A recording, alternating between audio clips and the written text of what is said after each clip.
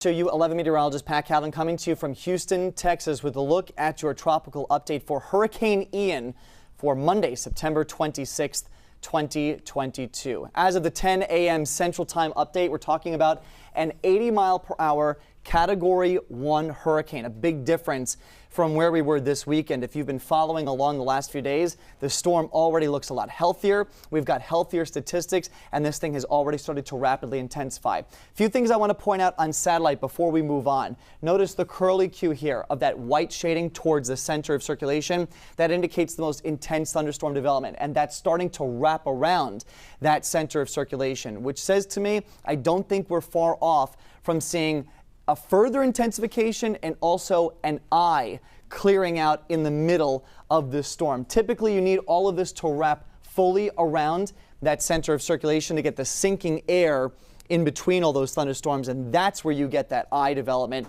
I think we'll get that probably within the next 6 hours. Another thing I want to point out, the symmetry of this storm.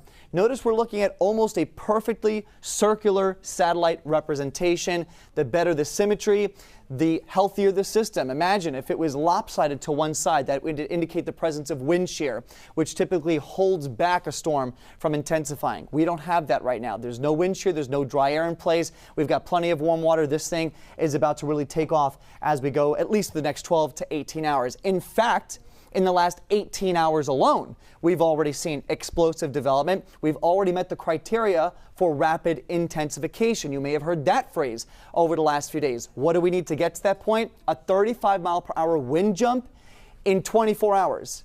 We had a 35-mile-per-hour wind jump between 4 p.m. Central Time yesterday and 10 a.m. Central Time today. Do the math.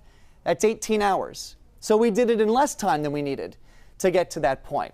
So that's the path that we're on with Hurricane Ian as it makes its approach to Cuba and eventually the United States. We do not see any slowdown in intensification expected. In fact, we expect this trend of rapid intensification to continue. We're expecting it to go from a Category 1 storm right now to a Cat 4 by Tuesday and Wednesday, with winds sustained at 140 miles per hour. This thing will keep intensifying here as we go through at least the next 24 to 36 hours, even after interacting with the west coast of Cuba. And then from there, its sights are set on the west coast of Florida. So let's get you the latest track, the latest forecast, the official forecast from the National Hurricane Center. Expecting again that major Category 3 hurricane landfall west coast of Cuba. From there, it emerges in the southern Gulf of Mexico as a Category 4 hurricane passing about 150 miles to the west of the lower Keys. So we've got tropical storm warnings in effect for Key West. The reason why it's a tropical storm warning and not a hurricane warning is because we don't expect the hurricane force winds to extend that far out from the center at this point. That could change. We'll have to keep an eye on that forecast. But we do have hurricane watches in effect for the Tampa Bay area, tropical storm watches just to the south of that. And the exact landfall position is still not fully known, but we are starting to narrow that cone. So we're starting to get a better idea of where the placement for this storm will be, anywhere from southwest Florida, potentially up to the Panhandle and the Big Bend coast. And the reason for that has to do with a trough of low pressure to the north that's going to interact with the storm. It's going to slow its motion down. Notice from Wednesday to Thursday morning, the storm is not moving much. Only from Fort Myers to Tampa. That's like a 2-hour drive on the highway. It's going to take 24 hours for this storm to go that distance. So we really start to see a slowing down in the motion as it approaches the Florida west coast, which means more impacts for the folks there in the Tampa Bay area especially. So again, hurricane watches in effect. For us here in Houston, New Orleans, the Western Gulf, this is not going to be an impact for us. This really is going to hone in on Florida. So let's take our two most reliable forecast models. The American, that's going to be in yellow. The European computer model, that's going to be in red. We'll start the clock and then we'll stop it right there. Wednesday. As we get into the middle part of the week, look at the agreement between these two models. The tighter these lines are together and the closer they are in latitude, indicating the same timing, the higher the forecast confidence goes, because it means there's not a lot of disagreement in the forecast simulations for where this could go. Now again, this is only two computer models. We have a ton others that we look at. But these are the two that we're most familiar with, and they are in good agreement. They were in disagreement over the weekend, but they have really come in line with each other. But remember how I said that the storm could be slowing down on approach to the west coast of Florida? Look at that. We kind of see that little bit of meandering here. Notice where the lines, instead of being that straight shot to the north, they start to squiggle here. That's where we start to see that slowing. The timing on that slowdown is going to be Wednesday into Thursday, and that could mean prolonged impacts for southwest Florida up to the Tampa Bay area with persistent onshore flow, persistent rainfall, and storm surge. Storm surge is going to be the biggest issue with this storm as it passes the west coast of Florida. So here we go. Let's time it out with Futuretrack. And this is just one computer model simulation. This is different from the American model. This is different than the European. This is more of a high resolution look at what the radar could look like as we get into Tuesday morning. So overnight tonight into Tuesday morning, either a high-end Cat 2 storm or a Cat 3 hurricane as it approaches the west coast of Cuba, the western half of Cuba. The eye wall moves right over the island of Youth, right over the west end of the island, and then from there merges into the Gulf of Mexico. Key West, this is going to be a close call for you. We're talking about, again, maybe about 150 miles. Storm surge could be upwards of 6 feet in that area. But notice, by Tuesday evening, we are already starting to see these rain bands lift into southwest Florida. So from places like Naples and Marco Island all the way up towards Fort Myers, Port Charlotte. This is bringing back memories for you of Hurricane Charlie from the early 2000s. A similar setup here in terms of path and potentially in terms of storm surge as this storm really starts to ramp up here. I do think this is going to be a much bigger storm, though, than Charlie was. If you remember, that storm is very compact. But also look what starts to happen here. We're not looking at a compact circle anymore. We're looking at a storm that starts to extend far north. And that is the influence of some wind shear on the storm. So we're at a Cat 4 storm at this point. We continue to play this out, and now we're getting into Wednesday morning. So Wednesday morning, a healthy looking storm.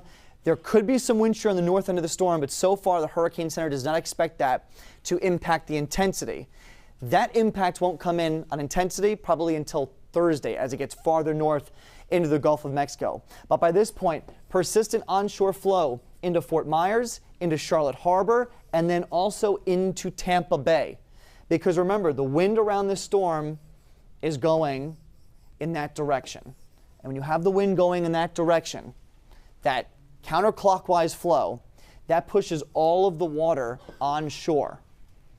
That's going to be the big issue here, storm surge, a major storm surge threat, bigger than Irma. And the reason why it's bigger than Irma, remember the big Irma storm from 2017 that ravaged southwest Florida. The reason why this could be worse is because Irma went on shore on Marco Island, which is down the south part, and then it was just over land.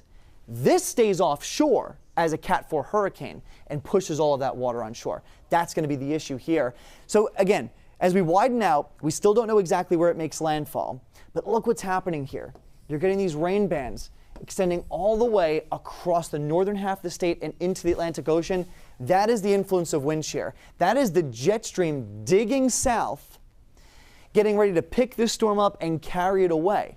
And that's going to start to do a number on the intensity. In fact, you can see the National Hurricane Center has it going down to a Cat 3. Hasn't made landfall, but it's a Cat 3 storm. Why does it weaken? The wind shear. That's been a big question a lot of folks have been asking. Well, why is the storm going to weaken as it gets into the northern Gulf? That's why, because the jet stream is starting to dig south through this part of the world. And as that happens, that's going to start to shear away at the top of the storm. And you can see that happening here. You can see the rain getting ripped away from the top part of the storm. So that is going to be potentially the saving grace in terms of wind damage, you know, if it takes more of that westward jog and goes into the northern Gulf. Bottom line, though, big storm surge threat regardless of how much it weakens, because a Cat 4 storm in the Gulf of Mexico, that's going to turn things up. So we're talking about a lot of wave action here in the Gulf as we get into the next few days. Let's talk rainfall first, though, very quickly here. Through the west coast of Cuba, the western half of Cuba, we can see rain totals upwards of a foot. Flash flooding, mudslides going to be a huge concern on top of the wind damage, on top of the storm surge. West coast of Cuba, this is not looking good. Once you go farther north now into Florida, rainfall for the entire state. Here's the center of the cone, and we're talking about rain totals in Miami, upwards of 4 to 6 inches. So this really goes to speak towards the impacts of the storm. You don't got to be in the cone. You don't have to be in the center of the cone to feel the impacts of a major hurricane like this, but because they extend hundreds of miles out towards the east. Notice the sharp cutoff on the west side, though. You just go about 200 miles to the west, there's no rain at all. Again, dirty side of the storm, the east side, all of Florida is going to see some sort of impact from the system as we go through the week. Okay, let's talk about that storm surge, because I've been emphasizing this now for a couple minutes about how bad it's going to be. This is the reason why. Again, all of the wind streams howling in from the southwest onshore as the storm hugs the coast. Look at the wave heights also. Once you start to get into that brighter green, that yellow shading, we're talking about waves in the Gulf of Mexico on the order of 20 to 30 feet. If you've ever been to the Gulf of Mexico here in southwest Florida, it looks like a lake sometimes.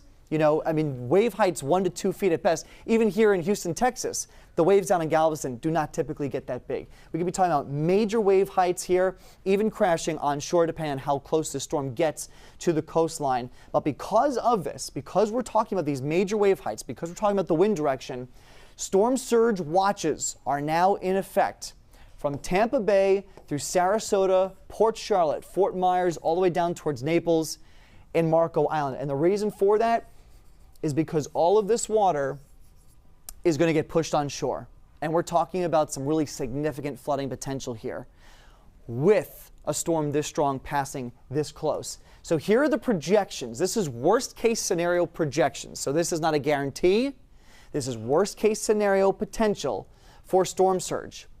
St. Pete, Tampa, the Tampa Bay area, the geography of Tampa Bay also plays a big role in this because it acts like a big bowl, right? It catches all of that water. So the water's getting pushed and it has nowhere to go. So it's getting caught up in the bay. It has to go somewhere so it goes on land. So we could see storm surge of about 5 to 10 feet in the Tampa Bay area, and a lot of these spots are right at sea level, so the flooding could go pretty far inland. We could be talking about flooding through Ybor City. We could be talking about flooding through the actual city of Tampa, through St. Pete, up towards Clearwater, down through Sarasota, Bradenton. So some really impactful stuff going on here in the Tampa Bay area as we get to the middle of the week. A little farther to the south, remember, this brings back the memories of Hurricane Charlie. Port Charlotte, you dealt with that back in the early 2000s. Well, Port Charlotte, same deal. The shape of your harbor is going to act as a catch for all of that water getting pushed in. So depending on the exact track of the storm, we could see storm surge here, 4 to 7 feet. Worst case scenario, not a guarantee, but worst case scenario. Into Fort Myers, notice that sliver of orange that goes upstream. That's the Caloosahatchee, the river that goes right through the city. You could see flooding from the Gulf of Mexico push water all the way up the Caloosahatchee and into the canals along the river, 10 to 15 miles upstream. I've seen it during tropical storms and Category 1 hurricanes. This will be a Cat 4. So we could see some pretty significant impacts even far away from the Gulf. And then farther south here, the storm's a little farther to the west with the current forecast track. So the impacts may be not as significant up toward, like what you're going to see up towards Tampa Bay, but still storm surge up to 6 feet from Marco Island all the way up through Bonita Beach. So coastal Collier County, and then going down to the Everglades. So that's what the storm surge forecast is looking like. So bottom line, this is the takeaway. The track is still uncertain for the exact point of landfall, but the impacts, the confidence on that, pretty high. West Coast Cuba, and then everywhere from the Everglades across towards West Palm Beach, and then the Big Bend coast across towards Jacksonville. And the impacts will vary depending on where you are, but everyone in the red, you're likely to see the greatest impacts from the storm, whether it's rain, whether it's storm surge, whether it's wind, or whether it's the tornado threat. And again, this is going to go all the way through Thursday. So that is the latest update on Hurricane Ian. We're expecting a much different looking storm, a much healthier looking storm as we get into the afternoon and the evening. We will keep doing these updates as we get closer in time to the point of landfall. Subscribe to the YouTube channel, follow along for the updates. You could also follow us on social media. And thank you so much for watching.